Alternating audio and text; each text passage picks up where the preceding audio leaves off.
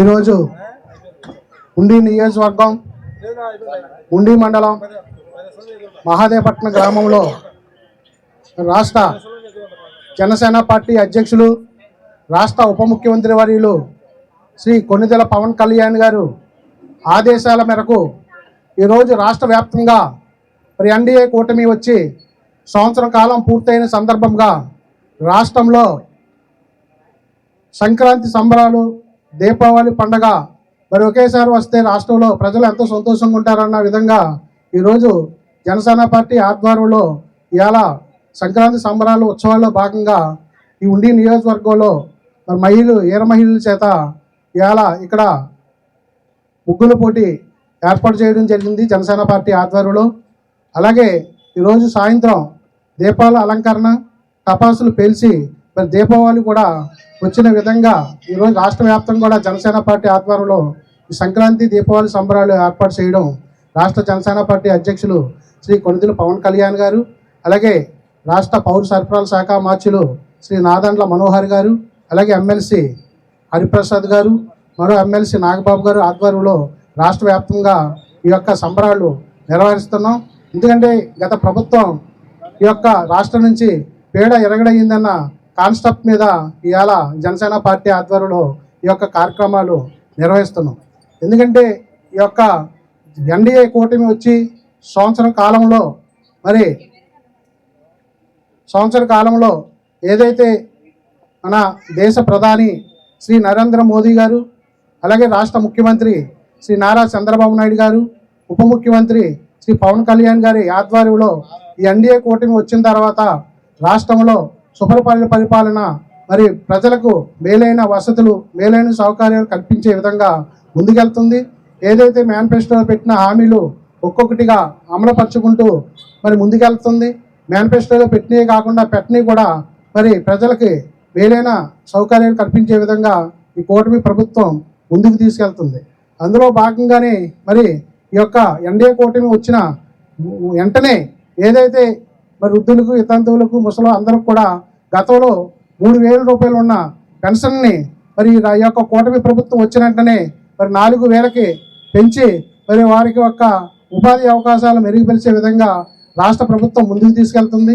అలాగే ఏదైతే గ్యాస్ బండ్లు కూడా ఉచితంగా ఇస్తామన్నారో అవి కూడా మొదటి దఫా ఇవ్వడం జరిగింది, రెండో దఫా కూడా ఇస్తున్నారు. అలాగే మరి ఇలా మహిళలకు ఉచితంగా మరి బస్సులో ప్రయాణించే విధంగా కూడా మరి ఆ రోజు మేనిఫెస్టోలో పెట్టడం జరిగింది. అది కూడా రేపు ఆగస్టులో ఈ యొక్క మరి హామీని కూడా నెరవేర్చడానికి రాష్ట్ర ప్రభుత్వం సిద్ధంగా ఉన్నది. అలాగే ఇలా అమ్మఒడి పథకం కూడా రేపు తల్లికి వందనం పథకం కూడా మరి రేపు 12వ తారీఖున మరి వాళ్ళ అకౌంట్లో వేయడానికి కూడా రాష్ట్ర ప్రభుత్వం సిద్ధంగా ఉంది. ఏదైతే మేనిఫెస్టోలో పెట్టిన ఒక్కొక్క హామీని కూడా ఇలా నెరవేరుస్తుంది. గత ప్రభుత్వంలో మరి ఎక్కడ కూడా అభివృద్ధి లేకుండా రోడ్లన్నీ కూడా అస్తవ్యస్తంగా ప్రతి పంచాయతీలో కూడా సరైన మెరుగైన వసతులు లేక ప్రజలు చాలా ఇబ్బందులకి గురవుతూ జరిగింది. మరి దానికి అనుగుణంగా ఈరోజు కూటమి ప్రభుత్వం వచ్చిన వెంటనే మరి ప్రతి గ్రామ పంచాయతీల్లో కూడా మరి మెరుగైన సదుపాయాలు ఏర్పాటు చేయడం జరిగింది. అందులోకి గ్రామ పంచాయతీరాజ్ శాఖ మార్చులుగా మరి జనసేన పార్టీ అధ్యక్షులు మరి కొణిదెల పవన్ కళ్యాణ్ గారు పంచాయతీరాజ్ శాఖ తీసుకున్న తర్వాత రాష్ట్ర వ్యాప్తంగా కూడా ప్రజలకు ఏ ఇబ్బందులు ఉన్నా సరే నిర్మోహాటంగా మరి ఆ యొక్క పంచాయతీ కార్యాలయాల వద్ద ఇబ్బందులు చెప్పుకునే విధంగా మరి గ్రామ సభలు ఒకేసారి రాష్ట్ర వ్యాప్తంగా పెట్టడం గిన్నీస్ రికార్డు మరి దాన్ని గిన్నీస్ రికార్డులో కూడా ఎక్కడం జరిగింది. అదేవిధంగా ఇలా ప్రతి పంచాయతీలో కూడా మరి సర్పంచులకి ప్రత్యేకమైన అధికారాలు ఇవ్వడం జరిగింది.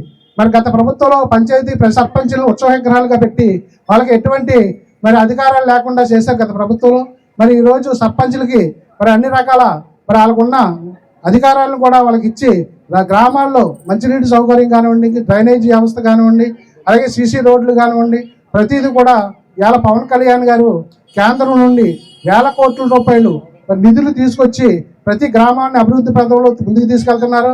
ఇవాళ మేజర్ పంచాయతీలో కాకుండా మారుమూల గ్రామాలు సైతం ఇవాళ గిరిజన ప్రాంతాల్లో అటవీ ప్రాంతాల్లో కూడా ఇవాళ సీసీ రోడ్డు తార్ రోడ్లు వేసి మరి అక్కడ కూడా ఇవాళ గిరిజనులు ఉన్న చోట కూడా మెరుగైన సదుపాయాలు ఏర్పాటు చేసి అక్కడ గిరిజనులు కూడా ఎంతో సంతోషపడే విధంగా ఇవాళ రాష్ట్ర ప్రభుత్వం ముందుకెళ్తుంది.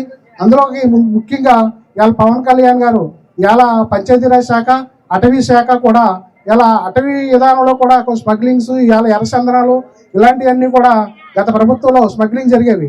అవి కూడా ఈ ప్రభుత్వం వచ్చిన తర్వాత స్మగ్లింగ్ విధానాన్ని కూడా అరికట్టి అక్కడ ఉన్న కొంత అటవీ గిరిజనులు ఒక వ్యవసాయాలను కొన్ని ఏనుగులు అలాంటివి ధ్వంసం చేస్తే వాటిని కూడా నిర్మూలించడానికి వాళ్ళ పక్క రాష్ట్రం కర్ణాటక నుంచి కూడా కొన్ని గజరాజు ఏనుగులు తీసుకొచ్చి అక్కడ కూడా మరి గిరిజనులు అందరూ కూడా మెరుగైన ఏర్పాట్లు చేయడం జరుగుతుంది.